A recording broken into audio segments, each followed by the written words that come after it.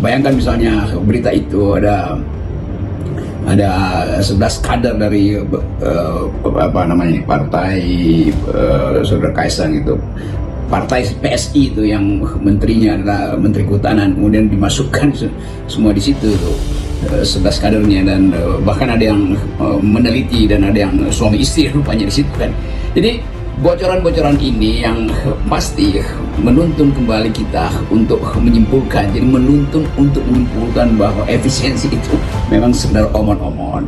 Nah, kasus-kasus macam ini pasti banyak tuh, bahwa akan ada mungkin dalam hari ini pemanggilan seorang menteri, tetapi pada saat yang sama ada menteri yang masih mengumpulkan cawe-caweknya tuh. Jadi itu sebetulnya yang membuat kita menganggap bahwa mata netizen itu betul-betul cerdik untuk menemukan jejak persembunyian para koruptor tuh, atau jejak persembunyian para manipulator, atau jejak persembunyian mereka yang kelebihan kekuasaan lalu memasang perangkatnya itu dari dalam lingkungannya sendiri. Ketika para menteri kencangkan ikat pinggang, anggarannya dipangkas untuk keperluan yang lebih penting. Kementerian Kehutanan yang dipimpin oleh Raja Juli Antoni justru menghambur-hamburkan anggaran. Perilaku boros dari Sekjen Partai Solidaritas Indonesia ini mendapatkan sorotan dari netizen di media sosial. Apalagi, Raja Juli memasukkan sekitar 11 nama yang diduga kader PSI ke dalam tim Volu Netsing 2030.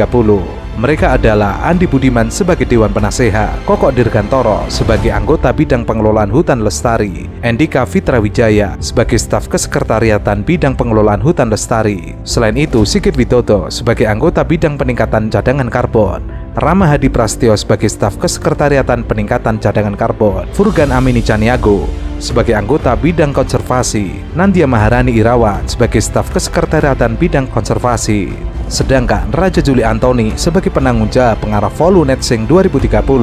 Kebutuhannya apa? Itu merekrut kader partai di dalam satu kementerian kan, dan banyak sekali. Jadi sebetulnya satu-satunya keterangan adalah untuk nyuri, kan itu intinya kan, nyuri informasi lah atau membangun jaringan. Tapi itu satu corruptive mind, korupsi sejak dalam pikiran tuh, yaitu memasang peralatan sendiri untuk menjalankan kekuasaan, dan cara menjalankannya betul-betul dinastikal kan, bagian-bagian atau nepotisme, bahkan itu bisa disebut nepotisme karena ada satu dari partai yang sama menguasai kementerian negara yang sebetulnya di dalamnya itu ada bisnis besar di situ, karena soal hutan dan sumber daya di dalamnya tuh.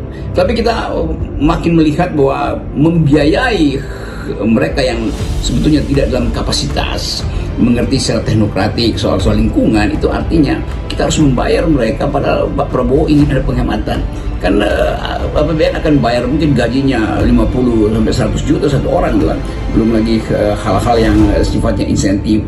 Jadi tetap publik mampu untuk melihat apa sebetulnya yang sedang berlangsung di negeri ini, dan makin lama memang indeks persepsi korupsi kita yang nggak pernah maju-maju tuh. Jadi makin lama makin memburuk cara masyarakat sipil melihat fenomena ini, atau bahkan cara internasional merumuskan bahwa Indonesia ini memang sarang koruptor.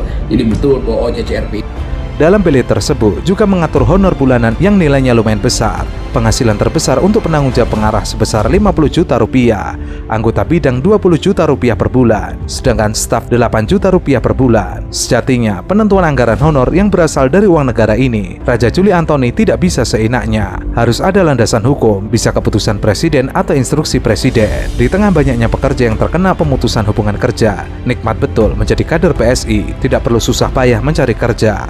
Penghasilannya besar. Hal itu pun dikritik oleh pengamat politik Rocky Gerung.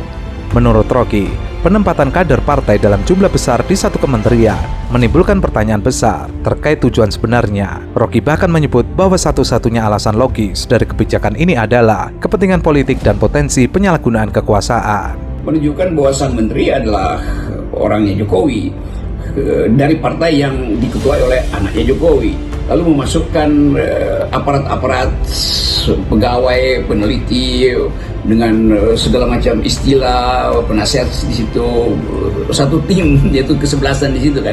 Nah, orang mulai melihat bahwa Berarti memang tangan-tangan Jokowi itu tetap merangsek ke dalam kekuasaan Presiden Prabowo, kan itu intinya kan. Tapi kita juga akhirnya paham lagi bahwa ya sangat mungkin memang itu permissiveness dari Presiden Prabowo kan, itu yang sebetulnya harus dikejar oleh Presiden Prabowo, karena membersihkan dari dalam itu penanda pertama bahwa dia bisa membersihkan yang ada di luar kan. Jadi konsekuensi dari keterbukaan informasi, maka netizen bisa ngulik-ngulik, bisa keputusan menteri itu dibuka, dicari-cari atau window shopping, tiba-tiba ketemu di sebuah situs. Jadi diedarkan sekarang, makin banyak diedarkan bocoran-bocoran itu. Lebih lanjut, Rocky menyoroti bahwa masuknya kader PSI ke dalam struktur kementerian yang mengelola sumber daya besar seperti hutan dan kekayaan alam berpotensi melanggengkan praktek nepotisme. Selain itu, Rocky juga menyinggung besaran gaji yang kemungkinan diterima oleh tim tersebut dengan nilai yang diperkirakan mencapai 50 juta rupiah hingga 100 juta rupiah per bulan. Rocky menilai kebijakan ini bertentangan dengan visi Presiden Prabowo yang ingin menekan pengeluaran negara. Rocky pun mengingatkan bahwa praktek semacam ini hanya memperburuk indeks persepsi korupsi Indonesia yang selama ini tidak menunjukkan perbaikan signifikan. Ya, ditanya beliau dong, masa nanya saya. Harapan kami sebagai warga negara, ya mudah-mudahan ini tetap berlanjut terus. Dan yang bisa saya tambahkan ya, sejauh ini sejak proses kampanye sampai beliau terpilih ya, komitmen sustainability ya, keberlanjutan program-program Pak Jokowi itu 100% dilaksanakan oleh Pak Prabowo maupun Mas Gibran, termasuk IKN. Jadi nggak boleh ada keraguan politik bahwa dua pimpin pucuk kita itu akan meneruskan IKN seperti yang direncanakan pada saat itu.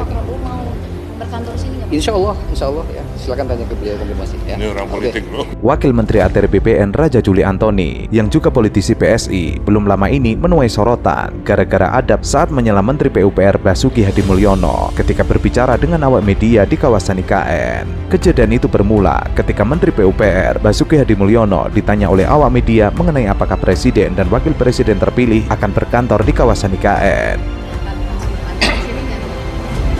Ya, ditanya beliau dong, masa nanya saya.